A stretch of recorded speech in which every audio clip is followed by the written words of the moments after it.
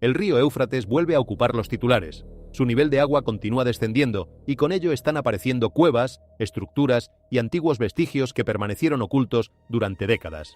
Mientras investigadores analizan estos descubrimientos, en Internet circulan imágenes y relatos que han reavivado uno de los debates más conocidos entre los creyentes. ¿Tiene este río una relación con las profecías bíblicas sobre el fin de los tiempos? Algunos sostienen que todo responde a causas naturales, como la sequía y la intervención humana. Otros creen que el retroceso del Éufrates merece una mirada mucho más profunda por las referencias que la Biblia hace sobre este lugar.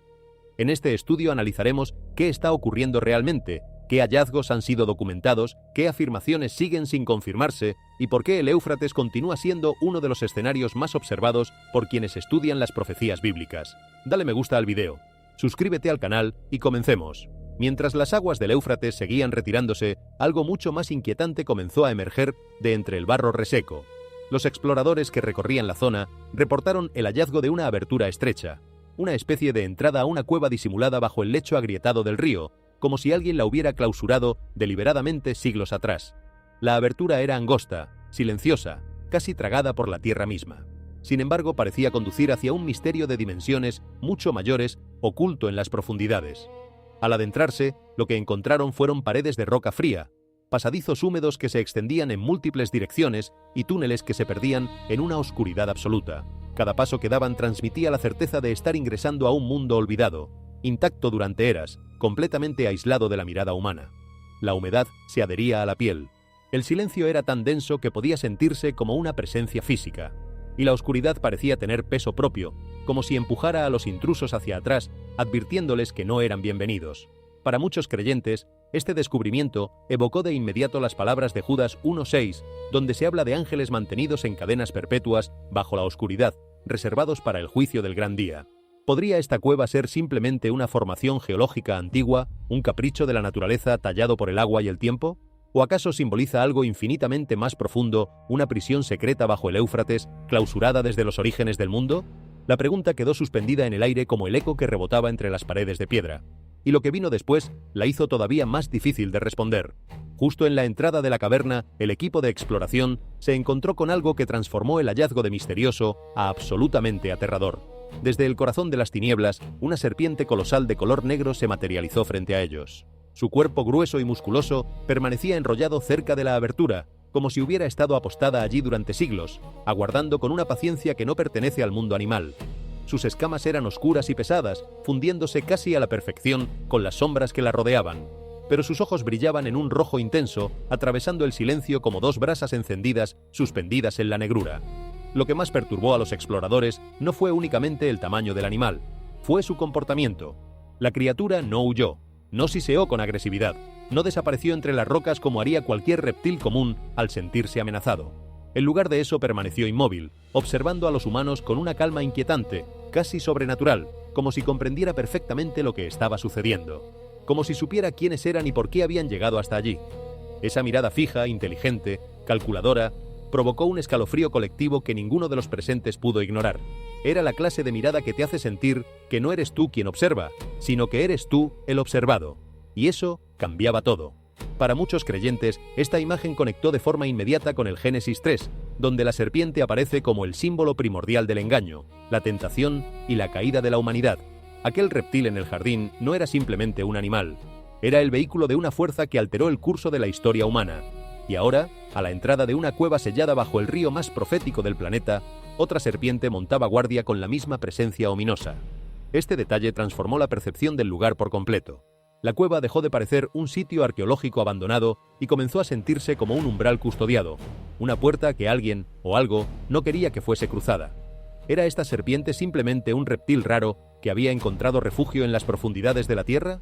¿O era una señal de que algo ancestral aún vigila los secretos sepultados bajo las aguas del Éufrates? La respuesta no estaba en la superficie. Estaba más adentro, más abajo, más profundo de lo que cualquiera se había atrevido a imaginar. En lo más profundo de la caverna, mucho más allá de la entrada angosta y de la oscuridad custodiada por aquel silencio opresivo, los exploradores se toparon con algo que les robó el aliento. Una cámara secreta repleta de tesoros de oro antiguo. Las luces de sus linternas barrieron el suelo de piedra y revelaron monedas dispersas, copas ceremoniales, fragmentos tallados con precisión y objetos extraños colocados con cuidado sobre repisas naturales de roca, como si hubieran sido depositados allí con un propósito deliberado, no abandonados por descuido. El oro no tenía simplemente el aspecto de algo valioso, transmitía una presencia perturbadora. En la oscuridad gélida de la cueva, su resplandor resultaba simultáneamente hermoso y peligroso, como una tentación diseñada para despertar algo dormido en el corazón de quienes lo encontraran. Algunos de los artefactos parecían vinculados a prácticas de adoración, a rituales de poder o a ceremonias cuya memoria se había perdido en la corriente del tiempo. El aire en esa cámara era distinto al del resto de la cueva, más pesado, más espeso, como si la historia misma hubiera quedado atrapada entre esas paredes, respirando a un ritmo que solo los objetos antiguos pueden mantener. La escena evocó inmediatamente en la mente de muchos creyentes el relato de Éxodo 32, cuando los israelitas fundieron sus joyas para crear un becerro de oro y apartaron su corazón del Dios vivo. En aquella historia el oro dejó de ser un simple metal, se transformó en un ídolo, en un símbolo de rebeldía, de deseo descontrolado y de ceguera espiritual. El pueblo eligió lo que podía ver y tocar por encima de lo que requería fe para creer, y las consecuencias fueron devastadoras. Por eso esta cámara resultaba tan inquietante. Si la cueva representaba un secreto enterrado bajo el Éufrates, entonces el oro podría representar la debilidad más antigua de la humanidad. La riqueza tiene el poder de deslumbrar los ojos, pero también tiene la capacidad de exponer el alma. El brillo del metal precioso ha seducido a imperios enteros, ha provocado guerras que duraron generaciones, ha corrompido líderes que comenzaron con buenas intenciones y ha destruido familias que alguna vez estuvieron unidas. ¿Era este tesoro simplemente los restos de una civilización antigua que escondió sus posesiones más valiosas durante una guerra o un desastre natural? ¿O fue colocado allí como una advertencia deliberada? Una advertencia de que en los días finales la humanidad volvería a ser puesta a prueba por la codicia, por la ambición desmedida y por la tentación de adorar las cosas creadas en lugar de al Creador. La respuesta no estaba grabada en las paredes, estaba grabada en la reacción de cada persona que contemplaba esos objetos. Porque la verdadera pregunta no era qué hacía ese oro allí. La verdadera pregunta era qué despertaba ese oro dentro de quienes lo miraban. Y entre todos los artefactos de oro antiguo, un detalle perturbó a los exploradores más que el propio tesoro: los símbolos extraños grabados en la superficie del metal. A lo largo de las monedas, las copas ceremoniales y los fragmentos decorativos aparecían imágenes de serpientes enrolladas, estrellas de geometría incomprensible y criaturas aladas que no se parecían a nada conocido. Estas figuras no representaban claramente a seres humanos, pero tampoco tenían el aspecto de los ángeles tal como suelen describirse en el arte religioso tradicional. Sus formas parecían retorcidas, ambiguas e incompletas, como si pertenecieran a una civilización cuyas creencias habían sido borradas deliberadamente del registro histórico. Los símbolos otorgaban a la cámara un significado mucho más oscuro. Ya no se trataba simplemente de un depósito de riqueza enterrada. El lugar comenzaba a sentirse como los vestigios de un ritual olvidado, un sistema de adoración clandestino o una advertencia dejada atrás por personas que comprendían algo que la humanidad moderna ha olvidado por completo. Cada grabado parecía susurrar que el tesoro no estaba conectado únicamente al poder material, sino también al secreto, al ocultamiento, a algo que no debía ser visto. Para muchos creyentes, esto resonó de inmediato con las palabras de Isaías 29:15, que advierte sobre aquellos que esconden sus planes en la oscuridad y dicen: ¿quién nos ve? ¿Quién nos conoce? El versículo le otorga al descubrimiento un peso espiritual que trasciende lo arqueológico. Si estos símbolos fueron tallados por manos antiguas, ¿qué intentaban ocultar exactamente? ¿Eran marcas de un reino perdido? ¿Señales de una adoración prohibida? ¿O acaso pistas que apuntaban hacia algo sepultado bajo el Éufrates por una razón que va más allá de lo que la lógica humana puede abarcar? Los símbolos se convirtieron así en algo más que decoración. Se convirtieron en fragmentos de un misterio espiritual, testigos silenciosos de un secreto escondido bajo las aguas del río, hasta que éstas finalmente comenzaron a retroceder, exponiendo lo que durante milenios permaneció en la penumbra. Pero la cueva no había terminado de revelar sus secretos, ni de lejos. En el interior de la caverna recién descubierta, el equipo de expedición encontró algo que desplazó el eje del misterio desde las cámaras ocultas hacia la historia antigua misma. Sepultada en lo profundo del lodo, yacía la estructura de un barco de madera, ennegrecida por el paso del tiempo y conservada en el silencio absoluto bajo la tierra. Al principio, solo unas cuantas vigas curvadas podían distinguirse asomando entre el sedimento compactado. Pero conforme retiraban más barro, la forma se fue definiendo con mayor claridad. Las cuadernas de la embarcación se arqueaban hacia arriba como el esqueleto de una criatura gigantesca atrapada bajo tierra, congelada en el acto de intentar emerger. El diseño recordaba a los navíos de transporte de la antigua Mesopotamia, el tipo de embarcaciones que alguna vez surcaron el Éufrates cargadas de grano, piedra, metales y bienes comerciales que conectaban las primeras civilizaciones del mundo. Porque este río no fue únicamente una fuente de agua, fue la arteria vital de la civilización temprana, el camino líquido por el que circulaba la vida misma de pueblos enteros. Ciudades nacieron en sus orillas, imperios se levantaron gracias a su caudal, culturas florecieron bajo su influencia, y ahora ese mismo río estaba devolviendo fragmentos de aquel pasado remoto, como si la tierra tuviera memoria y hubiera decidido que era momento de hablar. Sin embargo, la ubicación del barco planteaba una interrogante mucho más profunda que cualquier análisis arqueológico. ¿Cómo terminó una embarcación sellada dentro de una cueva bajo el lecho del río? Las explicaciones convencionales sobre desplazamiento de sedimentos y cambios en el curso del agua podían dar cuenta de ciertos fenómenos, pero no parecían suficientes para justificar este caso particular. La nave no estaba simplemente enterrada en el barro del cauce. Estaba dentro de una cueva, debajo del río, como si hubiera sido colocada allí, o como si hubiera llegado allí arrastrada por un evento de una magnitud difícil de concebir. Para muchos creyentes, el hallazgo conectó instantáneamente con Génesis 8:4, donde el arca de Noé se posó sobre tierra firme después del gran diluvio. Nadie puede afirmar que este barco tenga relación directa con Noé. No existe evidencia que sustente esa conexión de manera concluyente. Pero su presencia bajo el Éufrates evoca exactamente los mismos temas que atraviesan aquel relato bíblico: juicio, supervivencia y misericordia divina. En las Escrituras, el agua representa con frecuencia tanto la destrucción como la liberación. El mismo elemento que arrasa y consume es también el que purifica y renueva. Y un barco se convierte en el lugar donde la vida se preserva mientras el mundo a su alrededor se sacude y se transforma. Un refugio flotante en medio del caos. Una promesa de que, incluso cuando todo parece perdido, existe un plan que trasciende la catástrofe. Por eso, esta armazón antigua es mucho más que un objeto histórico. Se erige como un recordatorio poderoso de que bajo el lodo del tiempo, el Éufrates podría seguir guardando memorias del diluvio, de la fe y de la mano soberana de Dios sobre la historia humana. Y cuando parecía que los descubrimientos no podían volverse más extraordinarios, la tierra volvió a abrirse. Bajo el lecho que se secaba del Éufrates, los exploradores desenterraron uno de los hallazgos más desconcertantes hasta la fecha: un esqueleto humano de dimensiones colosales sepultado bajo múltiples capas de barro antiquísimo. Conforme la tierra agrietada cedía, el contorno de los restos fue apareciendo gradualmente. Lo que emergió del sedimento era un cuerpo de casi 10 metros de longitud. Sus extremidades lucían anormalmente alargadas y el cráneo superaba con creces las proporciones de cualquier ser humano conocido. Los testigos quedaron atónitos ante la forma extraña y primitiva de aquellos huesos, que parecían pertenecer a una era anterior a todo lo que los registros históricos documentan.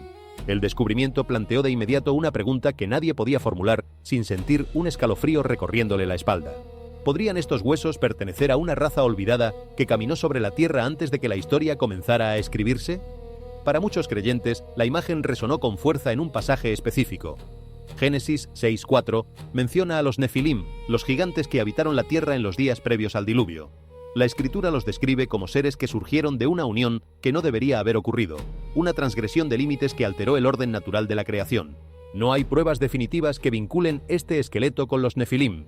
La ciencia aún no ha pronunciado un veredicto concluyente, pero el simbolismo resulta imposible de ignorar. Si el Éufrates está exponiendo lo que permaneció oculto durante miles de años, entonces este esqueleto se convierte en algo que trasciende el misterio arqueológico. Se percibe como una advertencia procedente del mundo antiguo, una señal de que los secretos de antes del gran diluvio podrían estar resurgiendo conforme las aguas se retiran, como si la tierra estuviera devolviendo lo que le fue confiado en custodia, y el plazo de esa custodia estuviera llegando a su fin. Y como si la tierra no hubiera sido suficiente escenario para estas revelaciones, los cielos decidieron sumarse al espectáculo. En medio de los crecientes reportes sobre hallazgos extraños bajo el Éufrates, otra señal apareció por encima de la superficie terrestre. Mientras las personas aún procesaban las noticias sobre cuevas ocultas, huesos gigantescos, tesoros antiguos y misterios que brotaban del lecho del río, el cielo nocturno capturó su atención con una fuerza que nadie anticipó. Durante un eclipse lunar total, la luna se oscureció lentamente y adquirió un tono carmesí profundo, suspendida sobre el mundo como una advertencia silenciosa pintada en el firmamento.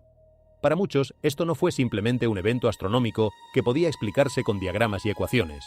La luna teñida de rojo creó una atmósfera cargada de tensión, llevando a las personas a levantar la mirada con una mezcla de temor, asombro y reflexión espiritual que les erizaba la piel. La narrativa ya no se limitaba al subsuelo ni al interior del río. Ahora se extendía hacia los cielos, como si las señales de abajo y las señales de arriba estuvieran desplegándose en perfecta sincronía, componiendo un mensaje que solo puede leerse cuando se observan todas las piezas juntas. Esta imagen conecta directamente con Joel 2:31 y Hechos 2:20, donde la Escritura proclama que el sol se convertirá en tinieblas y la luna en sangre antes del día grande y terrible del Señor. La ciencia puede explicar una luna de sangre como el resultado de la sombra de la Tierra proyectándose durante un eclipse. La física óptica describe cómo la atmósfera terrestre filtra la luz solar y permite que solo los tonos rojizos alcancen la superficie lunar. Todo eso es verificable, medible, predecible. Pero muchos creyentes no miran el fenómeno con los ojos de la física, lo miran con los ojos de la fe, y desde esa perspectiva lo que importa no es el mecanismo, lo que importa es el momento. La coincidencia temporal entre lo que ocurre bajo el Éufrates y lo que aparece en el firmamento resulta, como mínimo, extraordinaria. La luna de sangre se convierte así en una señal celeste que emerge en paralelo con los misterios que brotan de las profundidades del Éufrates, recordándole a la humanidad que debe permanecer alerta, con los ojos abiertos y el corazón preparado. Y si la luna hizo que las personas miraran hacia arriba, lo que vino después los obligó a quedarse mirando.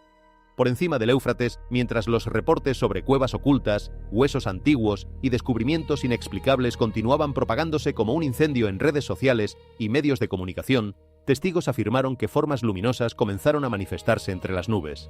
Al principio parecían simplemente siluetas brillantes desplazándose por el cielo, reflejos de luz caprichosos que el viento y la humedad podían estar modelando.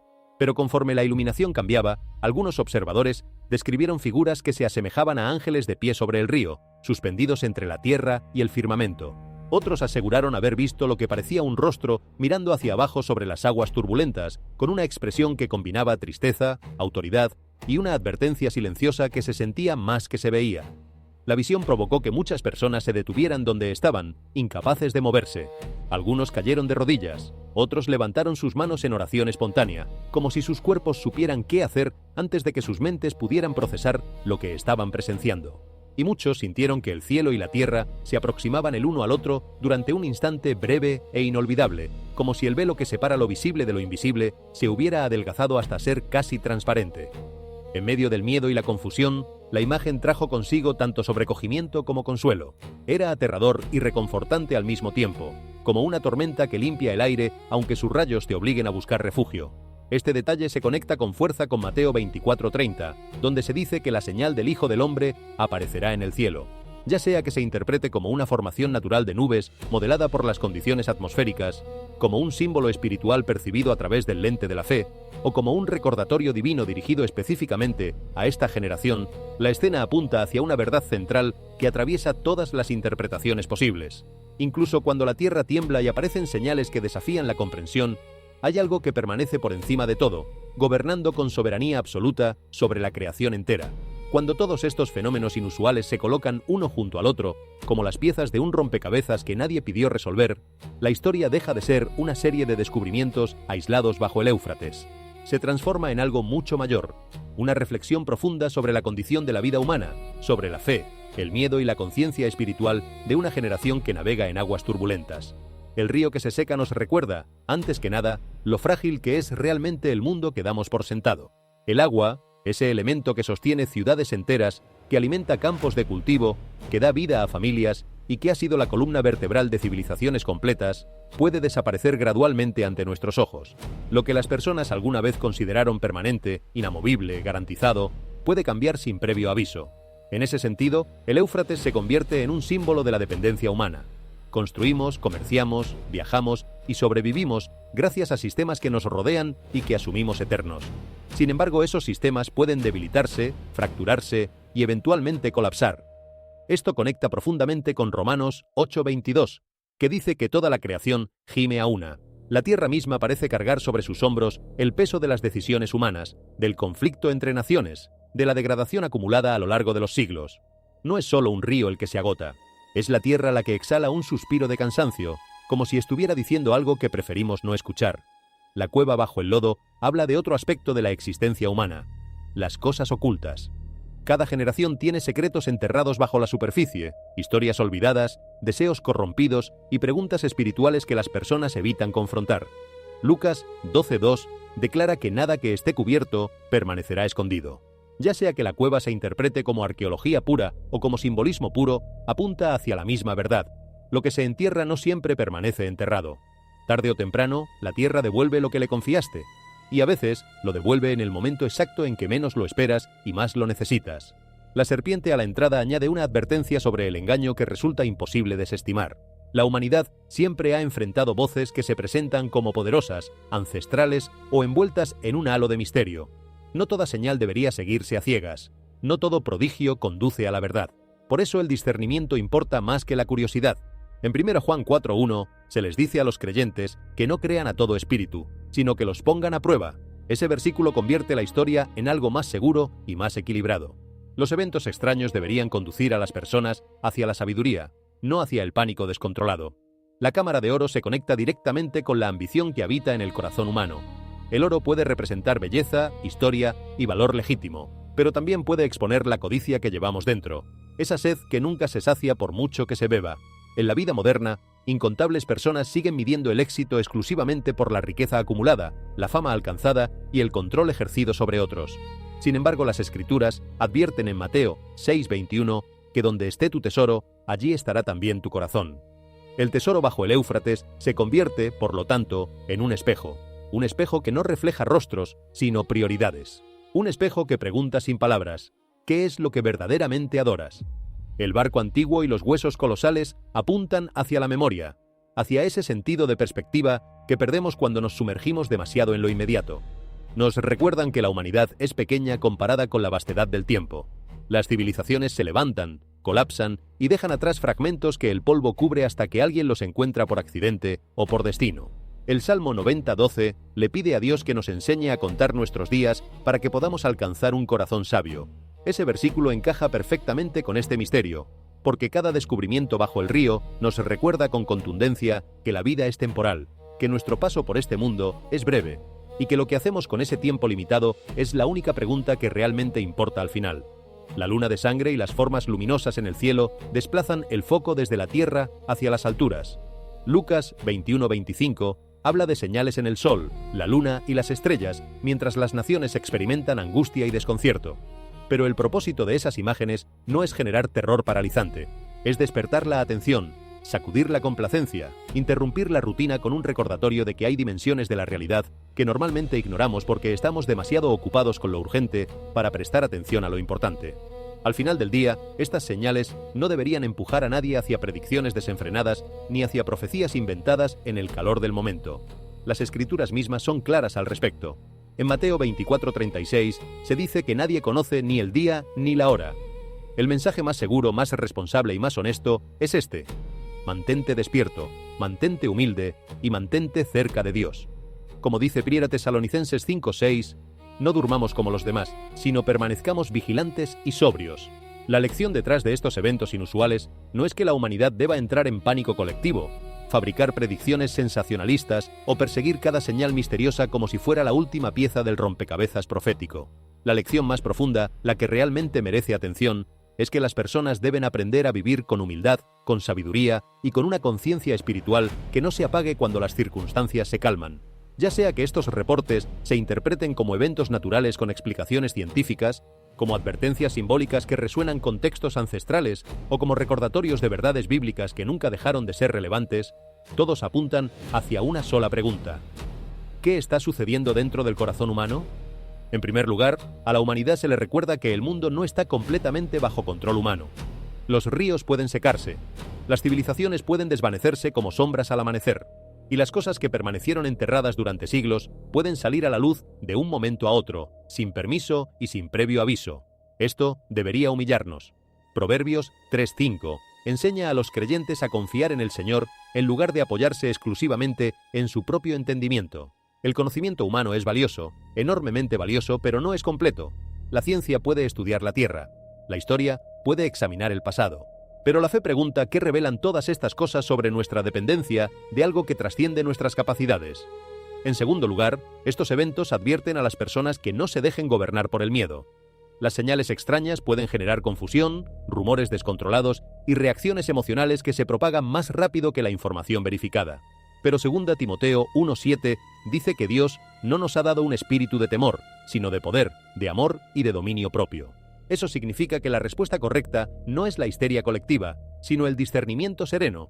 Una persona de fe no ignora el peligro, pero tampoco permite que el miedo se convierta en su amo. Reconoce la amenaza, la evalúa con sobriedad y responde desde un lugar de confianza en vez de desde un lugar de desesperación. En tercer lugar, los descubrimientos conectados con el oro, los símbolos y las cámaras ocultas nos recuerdan que el peligro más grande no siempre acecha fuera de nosotros. A veces, la amenaza más letal es interior, la codicia que se disfraza de ambición, el orgullo que se camufla como confianza y la distracción espiritual que nos hace perder de vista lo que realmente importa. Marcos 8:36 plantea una pregunta que debería resonar en los oídos de cada persona que escucha este relato. ¿De qué le sirve a alguien ganar el mundo entero si pierde su propia alma? Esta es una lección poderosa para la vida moderna, donde las personas frecuentemente persiguen riqueza, atención, éxito e influencia mientras descuidan por completo la condición de su espíritu. En cuarto lugar, estas señales invitan a cada persona a examinar sus propias decisiones con honestidad radical. Miqueas 6:8 dice que el Señor requiere que actuemos con justicia, que amemos la misericordia y que caminemos humildemente con Dios. Ese es un mensaje práctico, tangible, aplicable al día de hoy. En lugar de preguntarnos únicamente si el fin está cerca, deberíamos preguntarnos si estamos viviendo con integridad, si estamos tratando a los demás con compasión genuina y si estamos caminando en obediencia en este mismo instante. Porque la obediencia de hoy es más valiosa que la especulación sobre mañana. En quinto lugar, las imágenes en el cielo les recuerdan a los creyentes que deben mirar más allá del caos del mundo visible. Colosenses exhorta a las personas a poner su mente en las cosas de arriba, no solamente en las terrenales. Esto no significa escapar de la realidad ni vivir con la cabeza en las nubes mientras el mundo arde a nuestro alrededor. Significa ver la vida desde una perspectiva elevada, desde un punto de observación que permite distinguir lo temporal de lo eterno. Incluso cuando el mundo se siente inestable bajo nuestros pies, Dios llama a su pueblo a permanecer fiel, reflexivo y firmemente arraigado. Al final, la lección más grande es asombrosamente simple. No adores las señales. Busca al que otorga sabiduría para interpretarlas. No propagues el miedo. Elige la verdad, aunque sea menos espectacular que la ficción. No desperdicies la advertencia. Deja que te conduzca hacia el arrepentimiento, la humildad y una vida más cercana a Dios. Después de todos estos reportes inusuales, el mensaje más importante no es el miedo, es la esperanza. La Biblia nunca les pide a las personas que vivan como prisioneros del pánico. Los llama al valor, a la compasión, a la paciencia y a la confianza. Cuando el mundo se siente incierto, las Escrituras ofrecen ejemplos de personas comunes y corrientes que enfrentaron presión, confusión y peligro, pero eligieron la fe en lugar de la desesperación. Piensa en José. Fue traicionado por sus propios hermanos, vendido como esclavo, arrancado de todo lo que conocía y arrojado a situaciones que nunca eligió. Sin embargo, años después, se convirtió en una fuente de rescate durante una hambruna que amenazaba con exterminar naciones enteras. En Génesis 50:20, José les dijo a sus hermanos que lo que ellos pensaron para hacerle daño, Dios lo encaminó para bien. Esa historia le enseña a las personas algo que necesitan escuchar desesperadamente. El dolor no tiene que ser el capítulo final de tu historia. Incluso cuando la vida se siente profundamente injusta, Dios puede transformar la adversidad en propósito y usar la resistencia de una sola persona para bendecir a multitudes que ni siquiera conoce. Piensa también en David frente a Goliat. La multitud vio a un gigante con armadura que les helaba la sangre. David vio una oportunidad para confiar en el Señor cuando confiar parecía insensato. En 1 Samuel 17:45, David declaró que venía en el nombre del Señor de los ejércitos. Esta historia anima a las personas a no medir su futuro por el tamaño del problema que tienen delante. Una persona puede sentirse pequeña, joven, débil o completamente ignorada por el mundo. Pero la fe tiene la capacidad de otorgar una fortaleza que supera con creces al miedo más grande. La historia de Ruth ofrece otra lección que brilla con una luz particular. Ruth perdió la seguridad, la comodidad y un futuro claro de un solo golpe. Todo lo que conocía se derrumbó a su alrededor. Sin embargo, ella eligió la lealtad por encima de la conveniencia y la bondad por encima del resentimiento. Su fidelidad abrió un camino que no podría haber imaginado ni en sus sueños más optimistas. Ruth 2:12 habla del Señor recompensando su trabajo y dándole refugio bajo sus alas. Este es un recordatorio poderoso para las familias, los trabajadores y cualquier persona que esté comenzando de nuevo después de una pérdida devastadora. La fidelidad silenciosa todavía importa. Los actos pequeños de amor nunca se desperdician. Las semillas que plantas en la oscuridad siguen creciendo aunque no puedas verlas. La historia de Esther también habla directamente a las personas que viven en tiempos de incertidumbre. Ella no comenzó siendo una guerrera ni una gobernante. No tenía influencia ni poder visible. Sin embargo, fue colocada en un momento exacto donde el valor podía proteger muchas vidas. Esther 4:14 pregunta si acaso ella había llegado al reino precisamente para un momento como ese. La lección es transparente. Los tiempos difíciles no solo revelan peligros, también revelan llamados. Cada persona puede convertirse en una fuente de coraje dentro de su propio hogar, su comunidad o su generación. No necesitas un ejército para marcar la diferencia. A veces, todo lo que necesitas es el valor de estar en el lugar correcto en el momento correcto y decir lo que nadie más se atreve a decir. Cuando las personas se sienten atrapadas, la historia de Daniel ofrece oxígeno para el alma. Daniel vivió bajo presión constante, rodeado de sistemas, culturas y poderes que no compartían su fe ni respetaban sus convicciones. Sin embargo, permaneció firme como una roca en medio de la corriente. Daniel 6:10 lo muestra continuando su práctica de oración, incluso cuando hacerlo ponía su vida en riesgo directo. Su historia no enseña rebeldía impulsiva ni pánico desorganizado, enseña convicción tranquila, la clase de fortaleza que no necesita gritar para hacerse notar. En un mundo ruidoso saturado de opiniones contradictorias, las personas necesitan exactamente esa disciplina. Seguir orando cuando orar parece inútil, seguir haciendo lo correcto cuando lo correcto no es popular, y mantener el corazón anclado cuando todo a su alrededor se sacude. También está la historia del buen samaritano en Lucas 10:33. Jesús describe a un hombre que vio a un extraño herido al costado del camino y tuvo compasión. No lo conocía. No tenía obligación de detenerse. No iba a recibir reconocimiento público por hacerlo, pero se detuvo de todas formas. Esta es una de las lecciones más claras para la vida contemporánea. Cuando las personas están asustadas por desastres, rumores o incertidumbre, la respuesta que brota de la fe no debería limitarse a observar señales y debatir profecías en las redes sociales. Debería traducirse en ayudar al vecino, consolar al débil y mostrar misericordia donde otros pasan de largo mirando sus teléfonos. Otra historia que inyecta esperanza directamente en las venas del alma es la de Jesús calmando la tormenta. Los discípulos estaban aterrados mientras las olas crecían a su alrededor, golpeando la barca con furia creciente. El agua entraba por todos lados. El viento aullaba como una criatura desatada. Todo parecía perdido. Pero Jesús habló paz sobre el viento y el mar. Marcos 4:39 registra su orden: paz, quédate quieto. Y la tormenta obedeció. Este momento le recuerda a cada persona que las tormentas son reales, tangibles, peligrosas, pero no son más grandes que la autoridad que gobierna sobre ellas. Un corazón en paz no significa la ausencia de problemas. Significa confiar en aquel que permanece presente dentro del problema, incluso cuando el agua sube hasta el cuello. Cuando los recursos se sienten limitados, escasos, insuficientes, la alimentación de los 5.000 trae esperanza concreta. La multitud tenía hambre. Los discípulos solo veían una cantidad ridícula de pan y pescado, una provisión que parecía un chiste cruel frente a la magnitud de la necesidad. Sin embargo, Juan 6:11 relata que Jesús dio gracias y distribuyó lo que había disponible. Y lo que había disponible se multiplicó hasta ser más que suficiente. La lección es simple, práctica y aplicable desde este mismo instante. No desprecies los comienzos pequeños. Lo poco puesto en las manos correctas puede convertirse en suficiente para servir a muchos. Tu contribución puede parecer insignificante a tus propios ojos, pero eso no determina su impacto real. Pablo y Silas también demuestran cómo la fe puede brillar en la oscuridad más densa. Mientras estaban presos, con las muñecas heridas por las cadenas y el cuerpo adolorido por los golpes, oraron y cantaron himnos. Hechos 16:25 dice que los otros prisioneros los escuchaban. Su adoración se convirtió en un testimonio antes de que las puertas se abrieran de par en par. Esto habla con potencia a las personas de hoy. El ánimo no solo se encuentra después de que llega la libertad. A veces comienza mientras las cadenas aún se sienten pesadas sobre las muñecas. La canción más poderosa no es la que se canta desde la comodidad, sino la que se eleva desde el dolor.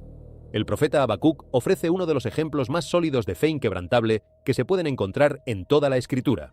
Miró a su alrededor y vio adversidad, incertidumbre y sufrimiento que no parecía tener sentido desde ningún ángulo humano. Sin embargo, tomó una decisión consciente de regocijarse en el Señor. Habacuc 3:18 declara: «Con todo, yo me alegraré en el Señor». Esto no es negación del dolor. No es pretender que todo está bien cuando claramente no lo está. Es una decisión deliberada de arraigar la alegría en un suelo más profundo que las circunstancias visibles. Una persona puede lamentarse, luchar, sangrar emocionalmente y aún así aferrarse a la esperanza con las dos manos. Jesús también les enseñó a sus seguidores a ser luz. Mateo 5:16 dice que dejemos brillar nuestra luz delante de los demás para que vean las buenas obras y glorifiquen al Padre que está en los cielos. Este versículo ofrece una dirección segura y positiva para cada creyente, sin importar su denominación, su tradición o su nivel de formación teológica. En lugar de propagar el terror, propaga la bondad. En lugar de alimentar la confusión con más confusión, habla la verdad con gentileza. En lugar de volverte frío e indiferente ante el sufrimiento ajeno, hazte útil. Conviértete en la clase de persona que mejora cada habitación en la que entra. El apóstol Pablo dejó una instrucción similar en Gálatas 6:9, diciéndoles a los creyentes que no se cansen de hacer el bien, porque a su debido tiempo cosecharán si no se dan por vencidos. Este es un mensaje que las personas necesitan escuchar, especialmente cuando las noticias pesan y los corazones están agotados. La bondad puede parecer pequeña, intrascendente, invisible, pero crece en silencio, como las raíces de un árbol que nadie ve hasta que el tronco es lo suficientemente fuerte como para resistir la tormenta. La oración constante, la honestidad cotidiana, la generosidad discreta, la paciencia con los difíciles y el perdón hacia quienes no lo merecen son semillas que pueden fortalecer una comunidad entera. Entonces, la lección después de todos estos eventos no es vivir obsesionados con el misterio, sino vivir preparados en el carácter. La preparación verdadera no consiste en almacenar provisiones en un búnker ni en memorizar tablas de interpretación profética. Significa amar mejor a tu familia, perdonar más rápido de lo que tu orgullo quisiera, ayudar con mayor frecuencia de la que resulta cómoda, orar con sinceridad absoluta y elegir la sabiduría por encima del pánico cada vez que la opción se presenta. La esperanza bíblica no es pasiva, no se sienta en un rincón a esperar que las cosas mejoren por arte de magia. Se mueve, impulsa a las personas hacia el valor, hacia el servicio y hacia la madurez espiritual que transforma no solo al individuo, sino a todo lo que toca. Si los ríos cambian de curso, si los cielos se tiñen de colores extraños, si las cosas antiguas salen a la superficie como fantasmas del pasado, el corazón del creyente debería seguir estando guiado por el amor. 1 Corintios 13:13 dice que permanecen la fe, la esperanza y el amor, y el mayor de estos es el amor. Ese es el mensaje que las personas más necesitan. No miedo sin dirección, sino fe acompañada de compasión. No curiosidad sin responsabilidad, sino esperanza que se convierte en acción tangible. En cada temporada de incertidumbre, la Biblia señala a la humanidad de regreso a Dios, de regreso al prójimo y de regreso a una vida que brilla incluso en la oscuridad más profunda. Josué recibió un aliento similar antes de adentrarse en territorio desconocido. En Josué 1:9, el Señor le dijo que fuera fuerte y valiente, que no tuviera miedo ni se desanimara. Esa orden sigue hablando con la misma autoridad hoy, miles de años después de que fue pronunciada por primera vez. El valor no es confianza ruidosa que necesita aplausos para mantenerse en pie. Es obediencia tranquila cuando el siguiente paso no está claro, cuando el camino se pierde entre la niebla y lo único que tienes es una promesa que no puedes ver, pero que decides creer. Las familias, las comunidades y los creyentes pueden enfrentar los días inciertos eligiendo corazones estables, manos limpias y palabras que siembran esperanza en lugar de pánico. De esa manera, cada señal perturbadora puede convertirse en una invitación a vivir con mayor sabiduría, mayor bondad y mayor fidelidad delante de Dios. Secciones enteras de terreno que permanecieron ocultas durante siglos ahora están quedando al descubierto. Bajo esa superficie, formaciones inusuales y estructuras antiguas están comenzando a aparecer como si la Tierra decidiera confesar secretos que guardó durante milenios. La ciencia apunta a la sequía, a los sistemas de represas y a los patrones climáticos como causas directas, y esas explicaciones son válidas en lo que respecta al mecanismo. Describen el cómo, pero no abordan la pregunta que verdaderamente inquieta a las personas. ¿Por qué ahora? Porque lo que resulta notable no es solamente el cambio en sí mismo, sino el momento en que está ocurriendo y el patrón que se va formando a su alrededor. Lucas 21:25 describe un momento de angustia con perplejidad. Un tiempo en el que las personas pueden ver los eventos con claridad, pero no pueden explicarlos completamente. Esa palabra, perplejidad, encaja exactamente con lo que estamos presenciando. El río se seca, los descubrimientos emergen uno tras otro, y todo está sucediendo dentro de un periodo de tiempo comprimido. Eso crea una secuencia, no aleatoriedad. Un patrón, no caos. Eclesiastés 3:1 declara que todo tiene su tiempo, y cada actividad bajo el cielo tiene su momento señalado. Si el momento importa, entonces este momento importa. El Éufrates está cambiando, y lo que está revelando está ocurriendo con demasiada precisión, demasiada rapidez y demasiada consistencia como para descartarlo sin más. Esto ya no se trata únicamente de un río, se trata de un patrón, y los patrones son el lenguaje a través del cual las señales se revelan. Bajo el Éufrates, en proceso de secarse, lo que está saliendo a la superficie podría no ser simplemente historia antigua empolvada por los siglos. Podría ser el eco de una rebelión olvidada, el rumor de una desobediencia que el tiempo sepultó, pero no eliminó. Entre los descubrimientos más llamativos hay una formación que se asemeja a un zigurat, una pirámide escalonada típica de las civilizaciones mesopotámicas antiguas. Estas no eran construcciones ordinarias levantadas por necesidad práctica, eran templos elevados construidos con una precisión que sigue asombrando a los ingenieros modernos, diseñados para alcanzar hacia arriba y frecuentemente asociados con la comunicación entre el cielo y la tierra. Eran puentes verticales entre lo humano y lo divino, o al menos eso es lo que sus constructores pretendían que fueran. Es aquí donde la conexión se vuelve imposible de ignorar. En Génesis 11, la humanidad se congregó en un solo lugar y construyó la Torre de Babel, una estructura cuya intención declarada era alcanzar los cielos. No fue simplemente un proyecto arquitectónico ambicioso, fue un acto de desafío, un intento unificado de desafiar la autoridad divina, de escalar hasta un nivel reservado para lo sagrado usando ladrillos y betún. Y la figura central frecuentemente vinculada a este movimiento era Nimrod, descrito como un gobernante poderoso que estableció las primeras ciudades en Mesopotamia, exactamente la misma región por la que fluye el Éufrates. Ahora, con una estructura que se parece a un zigurat emergiendo de las profundidades de este mismo río, los hilos históricos y bíblicos comienzan a superponerse de una manera que genera escalofríos. La coincidencia geográfica no puede pasarse por alto, la coincidencia temporal tampoco, y el simbolismo que une ambos elementos es demasiado denso para tratarlo como simple casualidad. Los zigurats no eran simplemente monumentos erigidos para impresionar, funcionaban como centros de adoración activos. Los sacerdotes ascendían por estas estructuras para realizar rituales, ofrendas y ceremonias dirigidas a las divinidades de aquella época. Estas prácticas eran profundamente espirituales, pero no estaban alineadas con la adoración descrita en las Escrituras.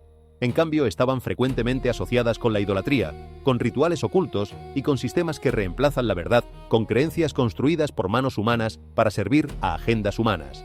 La pregunta no es si los zigurats existieron. Eso está ampliamente documentado por la arqueología y no necesita debate. La pregunta verdadera, la que quita el sueño, es por qué uno de ellos estaría siendo revelado precisamente en este momento, precisamente bajo un río tan profundamente ligado a los eventos proféticos.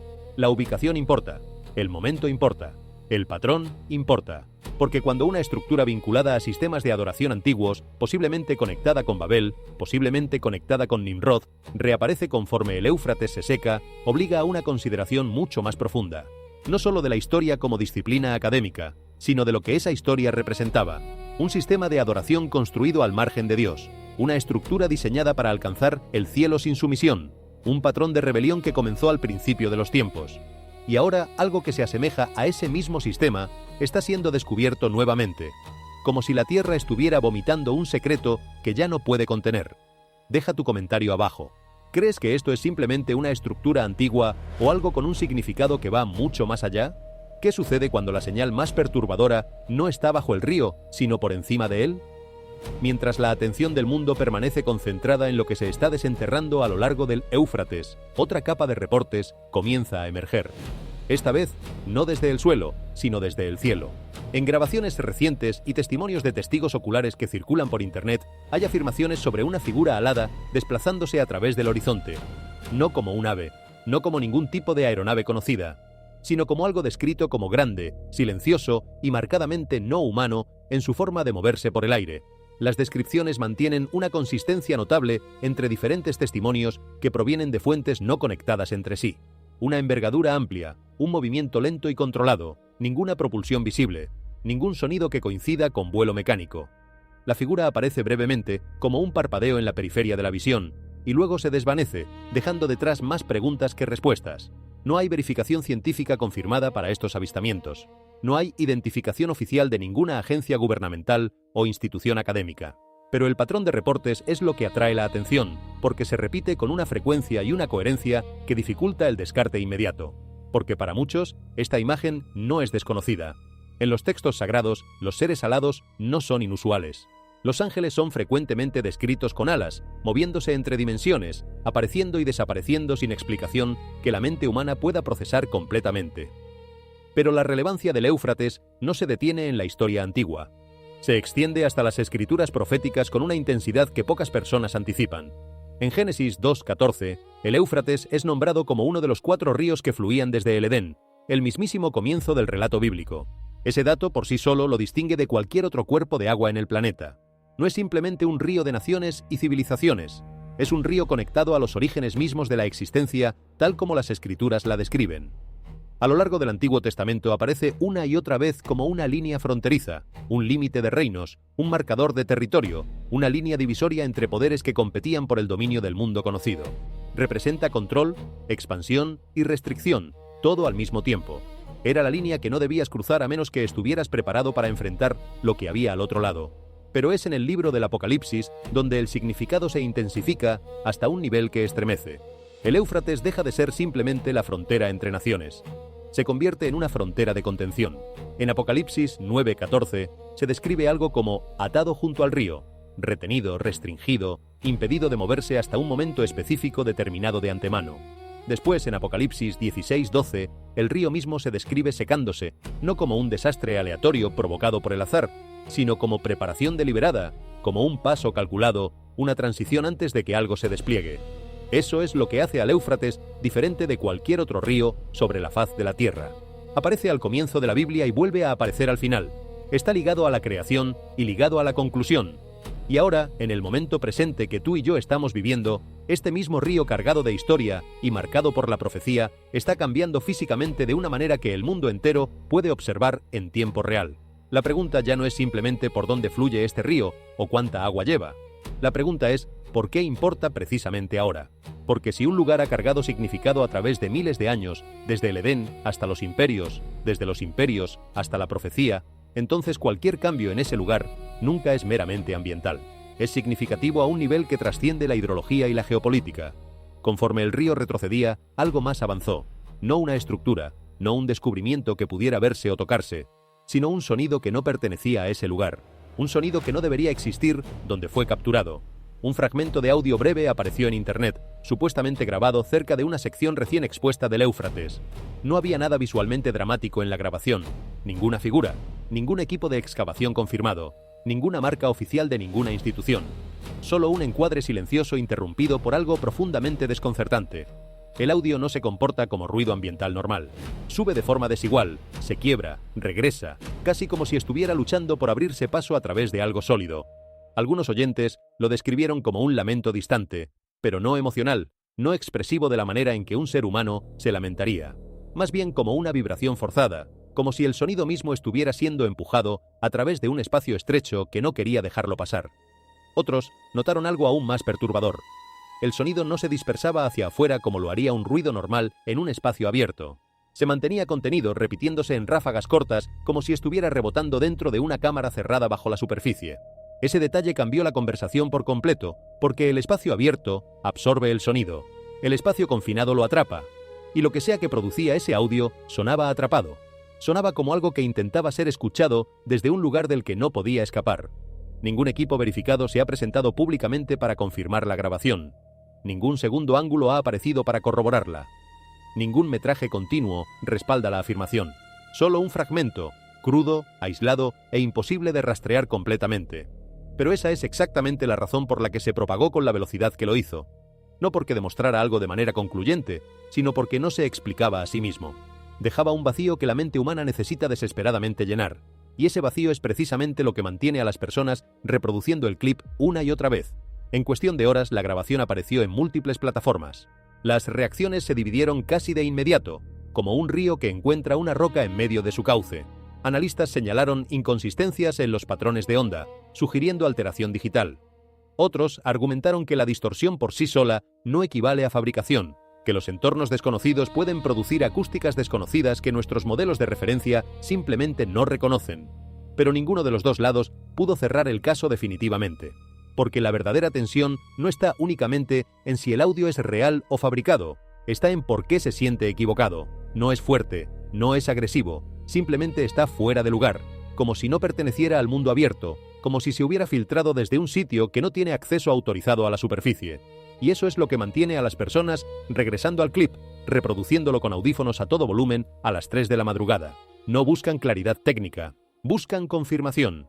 Intentan decidir si lo que están escuchando es externo, algo que realmente proviene de las profundidades de la Tierra, o si es algo enterrado más profundo de lo que el sonido debería poder alcanzar.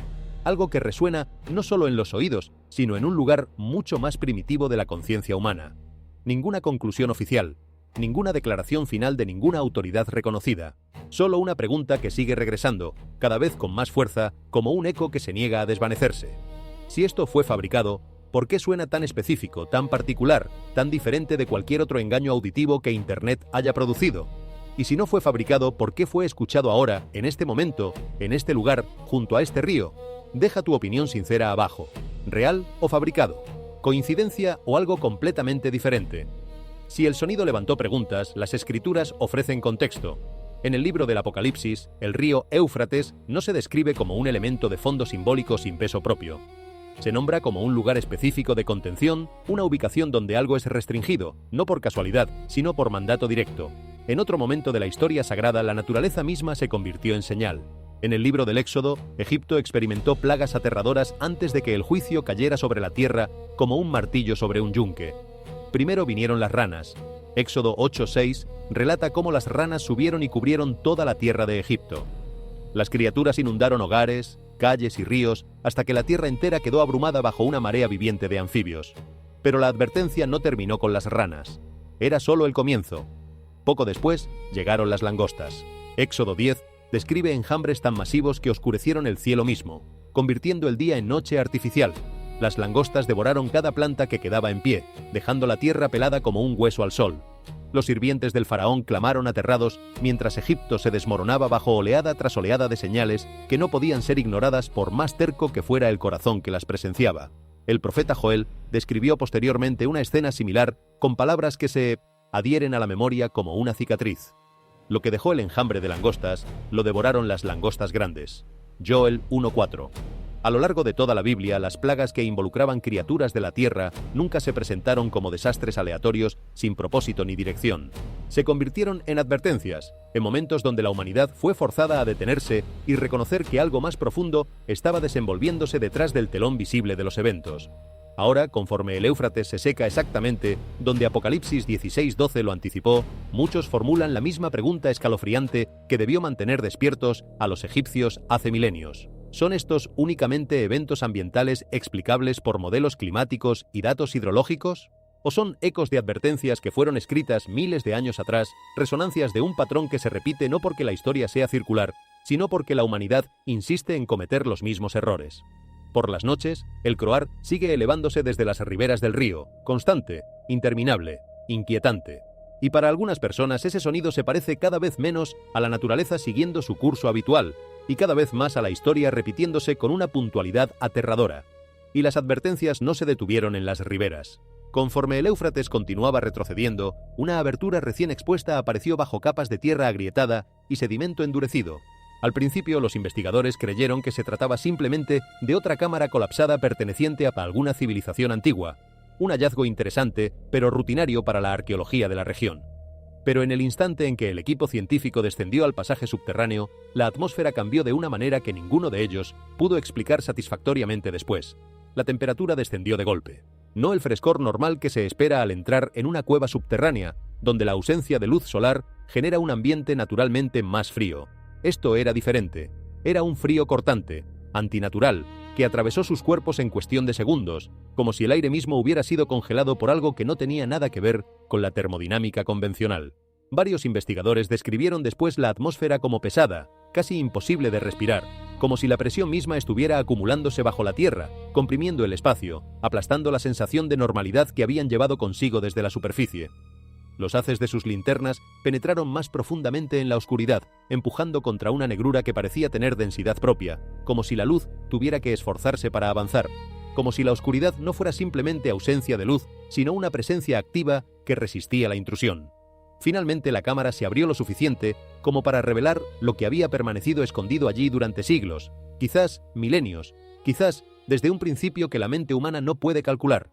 Hileras de jarrones masivos de arcilla se alineaban contra las paredes de piedra. Había docenas, tal vez cientos. Cada jarrón había sido cuidadosamente sellado con cera negra endurecida y envuelto con alambre de cobre corroído por el tiempo. Nada en su disposición lucía aleatorio o casual. estaban posicionados con una precisión extraña, casi ritualística, como si quien los colocó allí quisiera asegurarse de que permanecieran intactos para siempre, sellados contra la curiosidad humana, protegidos no de la humedad o del deterioro, sino de algo mucho más fundamental, del contacto, de la apertura, de la liberación. Al principio el equipo se concentró en la documentación. Las cámaras grababan, las mediciones se tomaban con meticulosidad profesional, las notas se escribían con la urgencia de quienes saben que están frente a algo sin precedentes. Pero entonces sucedió algo que alteró el estado de ánimo dentro de la cámara de forma instantánea e irreversible. Uno de los jarrones se movió. Después, otro. En cuestión de momentos, varios jarrones comenzaron a temblar violentamente contra el suelo de piedra, produciendo un sonido que reverberaba por las paredes de la cueva como el latido acelerado de un corazón colosal.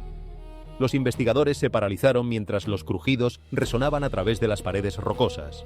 Fracturas delgadas se extendieron por la arcilla antigua como venas abriéndose en la superficie de una piel milenaria, y múltiples sellos se partieron de forma simultánea. Y entonces llegó el olor. Una oleada espantosa de putrefacción estalló en la cámara con una intensidad que varios miembros del equipo describieron como algo que iba más allá de la descomposición orgánica conocida. Era denso, tóxico, casi asfixiante, como si lo que había estado sellado dentro de esos recipientes no fuera simplemente materia orgánica degradada por el tiempo, sino algo que la naturaleza misma había intentado mantener contenido. Varios investigadores cayeron de rodillas jadeando en busca de aire. Algunos huyeron hacia la entrada con la desesperación de quien sabe que cada segundo cuenta. Otros permanecieron congelados por el shock, incapaces de moverse mientras la oscuridad consumía los rincones más alejados de la cueva y el hedor parecía envolverlos como una manta hecha de pesadillas. Para muchos que han seguido estos reportes a medida que se despliegan, las imágenes que evocan conectan inmediatamente con el libro del Apocalipsis. En Apocalipsis 5, los sellos permanecen cerrados hasta que llega el momento señalado para que sean finalmente abiertos. A lo largo de toda la escritura, las cosas selladas frecuentemente representan juicio diferido, consecuencias postergadas hasta que el instante preciso de la liberación arriba, según un calendario que ningún ser humano escribió. Y ahora, bajo el Éufrates que se seca, contenedores antiguos sellados durante eras desconocidas están quebrándose uno por uno, como si respondieran a una orden que solo ellos pueden escuchar. La pregunta ya no es únicamente qué estaba escondido en esa cámara. La pregunta real, la que te mantiene despierto mirando el techo a las 4 de la mañana es: ¿por qué se están rompiendo los sellos precisamente ahora? Si esto está resonando contigo, deja tu like, escribe un comentario con tu perspectiva y comparte este video con alguien que necesite verlo. Muy bien, sigamos adelante, porque lo que viene a continuación es aún más intenso. En las profundidades de las cámaras expuestas cerca del Éufrates, el equipo de arqueólogos desenterró algo que sacudió a toda la expedición desde sus cimientos. Sepultado bajo capas de piedra compactada y sedimento endurecido por el tiempo, yacía una estructura esquelética masiva diferente a cualquier cosa previamente documentada en la región. Inicialmente, los investigadores asumieron que los restos pertenecían a un enterramiento humano de un individuo inusualmente alto, quizás un líder tribal o un guerrero de una cultura que valoraba el tamaño físico como símbolo de autoridad. Pero conforme más del esqueleto emergía de la tierra, la anatomía se volvió cada vez más difícil de explicar dentro de los parámetros de la biología humana conocida. La caja torácica aparecía alargada de una manera que no correspondía a ninguna condición médica documentada.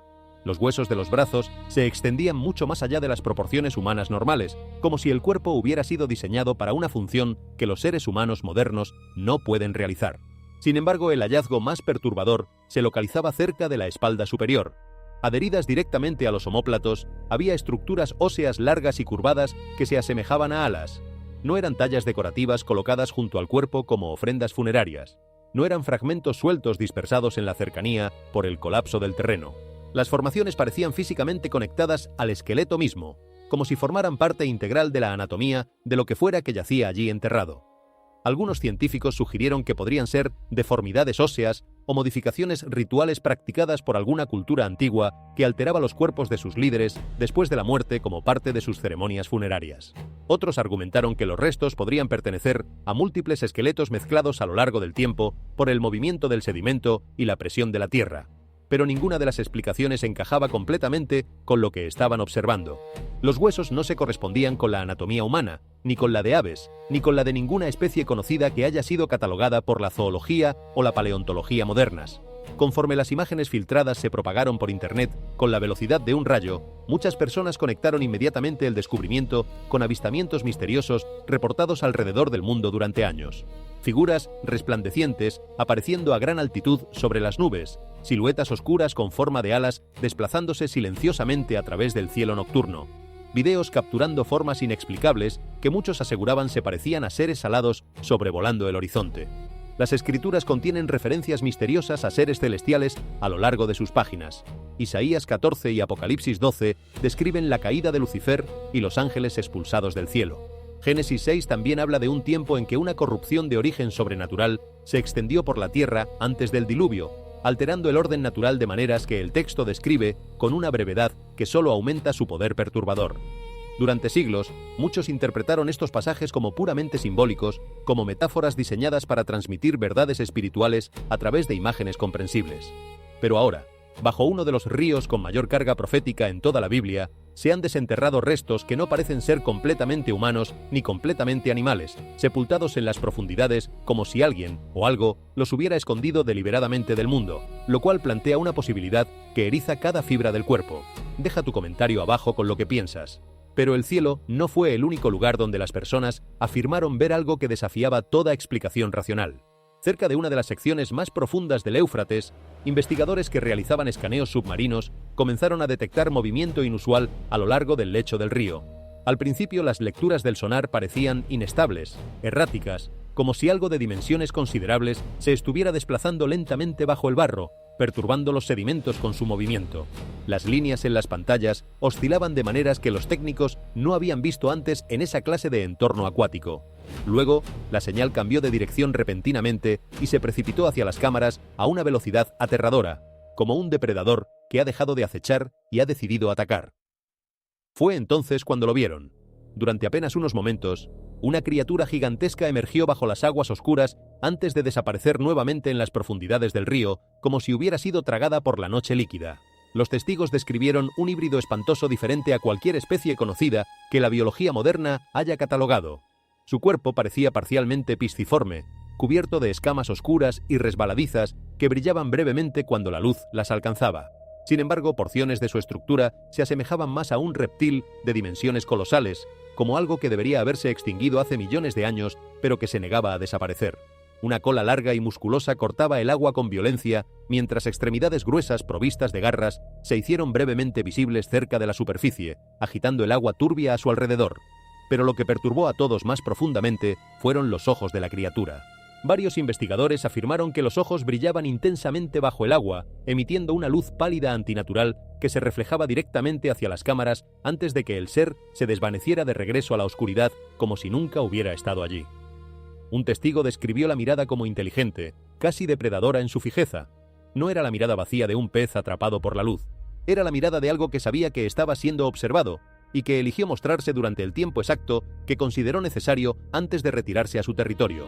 Después vinieron los reportes que los investigadores no pudieron desestimar con facilidad. Aldeanos que vivían cerca de secciones remotas del Éufrates habían hablado durante años sobre ataques cerca del río durante la noche. Pescadores que desaparecían sin dejar rastro. Chapoteos violentos y repentinos debajo de las embarcaciones que las sacudían como si una mano gigante las hubiera golpeado desde abajo. Animales arrastrados al agua sin explicación visible, dejando únicamente marcas de garras en el barro húmedo y un silencio que se sentía más ominoso que cualquier rugido. La mayoría de estas historias habían sido ignoradas como superstición local, como miedos transmitidos entre generaciones por abuelos que habían crecido escuchando los mismos relatos de sus propios abuelos, cuentos para asustar niños, folclore sin base científica. Hasta ahora, el metraje capturado por el equipo de investigación permanecía borroso, como si la misma agua conspirara para ocultar lo que contenía. Pero el pánico en las voces de los investigadores era inconfundible. No era actuación, no era exageración para cámaras. Era terror genuino, la clase de miedo que se instala en la voz de una persona cuando su cerebro procesa algo que su mente se niega a aceptar. Varios miembros del equipo supuestamente huyeron de la ribera después del encuentro, negándose rotundamente a continuar la investigación submarina sin importar las consecuencias profesionales. La ciencia argumenta que todavía existen depredadores acuáticos desconocidos, escondidos en ecosistemas aislados alrededor del mundo. Los océanos profundos siguen siendo el espacio menos explorado del planeta. Algunos sugieren que un gran reptil no descubierto o una especie antigua superviviente podría explicar los avistamientos, y esas posibilidades son legítimas dentro del marco del pensamiento científico. Pero las leyendas antiguas de Mesopotamia frecuentemente advertían sobre criaturas aterradoras que habitaban bajo los ríos mucho antes de que la civilización moderna existiera. y la Biblia misma contiene descripciones de seres monstruosos conectados con las aguas profundas. En Job 41, las Escrituras describen al Leviatán como una criatura aterradora que ningún ser humano podía domar. Sus ojos son como los párpados de la aurora. Isaías 27:1 lo llama la serpiente retorcida, el monstruo del mar.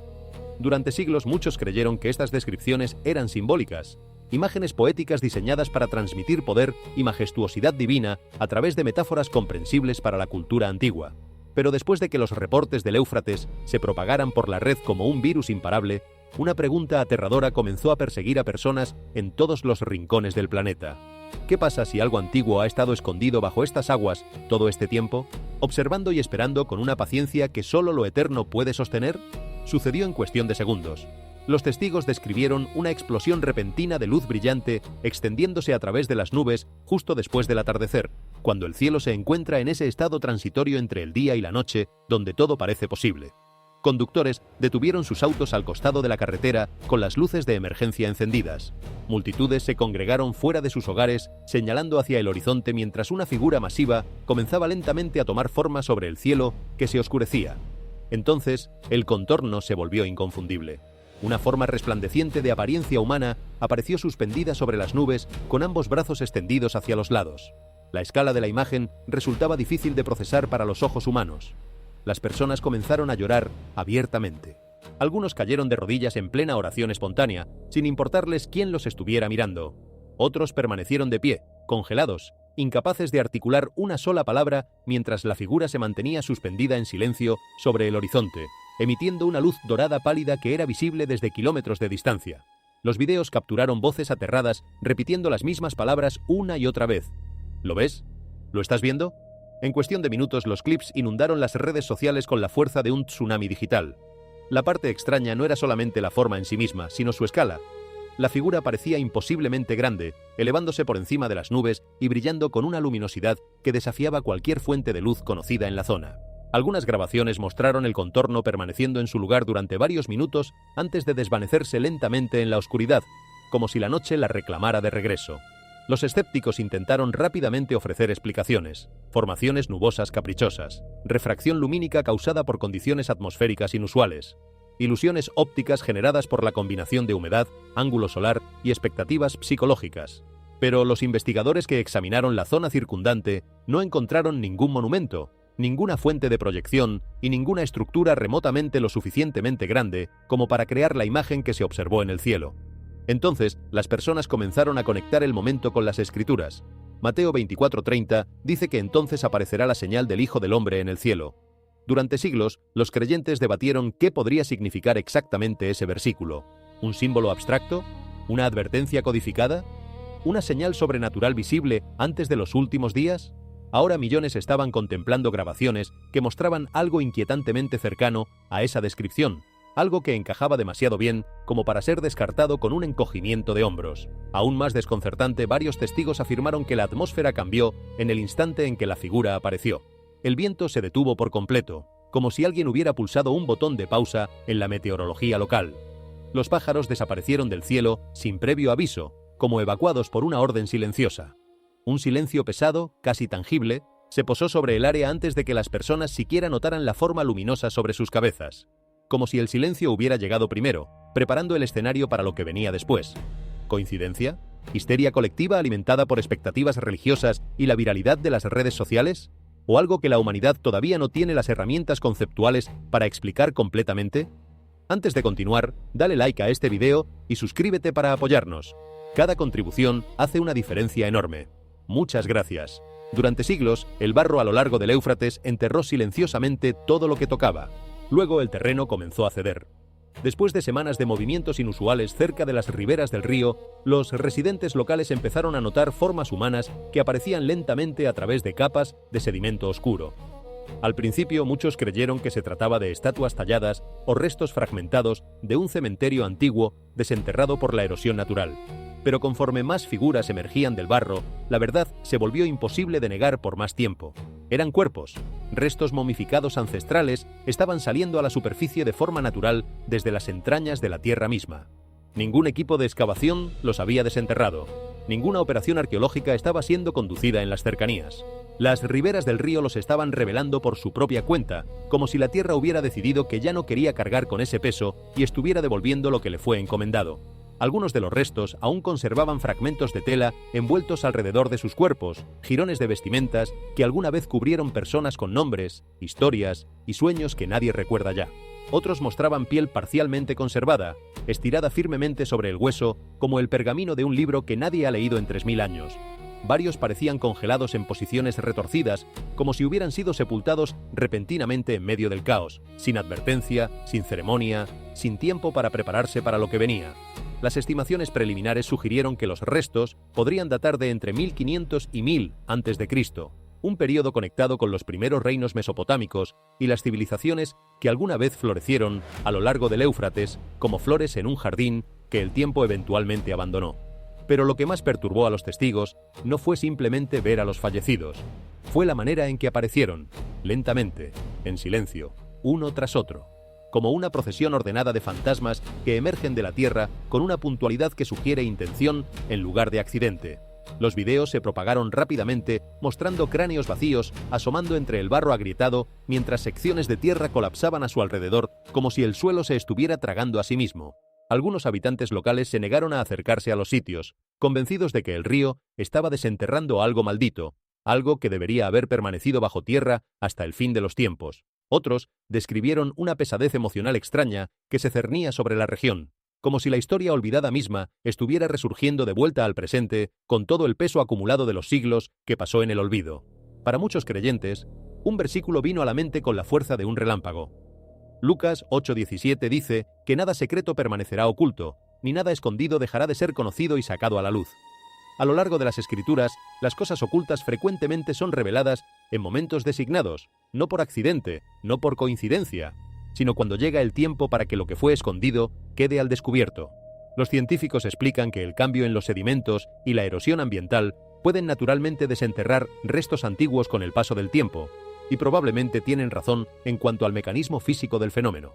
Pero mientras cuerpos escondidos bajo el Éufrates durante miles de años continúan apareciendo del barro sin previo aviso, una pregunta más profunda persiste en las mentes de muchos que observan desde todos los rincones del mundo. Si la Tierra está comenzando a devolver lo que la historia enterró, ¿qué más sigue esperando bajo la superficie, paciente, silencioso, listo para emerger? Todo comenzó con fracturas pequeñas que nadie consideró dignas de atención. Grietas delgadas empezaron a aparecer a través de secciones del lecho del Éufrates y del terreno circundante, extendiéndose por el barro seco como telarañas que se ramifican bajo la superficie. Al principio, los trabajadores locales asumieron que era simplemente el resultado del calor extremo y del reacomodo natural de la tierra. Pero en cuestión de días, las fracturas se ensancharon y profundizaron, cortando el paisaje de maneras que muchos describieron como antinaturales, como si la tierra estuviera siendo abierta por algo desde abajo en lugar de simplemente agrietándose desde arriba. Algunas grietas se extendieron por kilómetros en líneas casi perfectamente rectas, como trazadas con una regla colosal que ninguna mano humana sostuvo. Otras formaron patrones extraños y simétricos que desafiaban las explicaciones geológicas convencionales, como si la Tierra estuviera escribiendo un mensaje en un idioma que la humanidad ha olvidado cómo leer. Ahora la relevancia del Éufrates no se limita a la historia documentada en los libros de texto. Se extiende hacia las escrituras con una profundidad que pocas personas comprenden completamente hasta que se sientan a examinar los textos con calma. En Génesis 2:14, el Éufrates es nombrado como uno de los 4 ríos que fluían desde el Edén.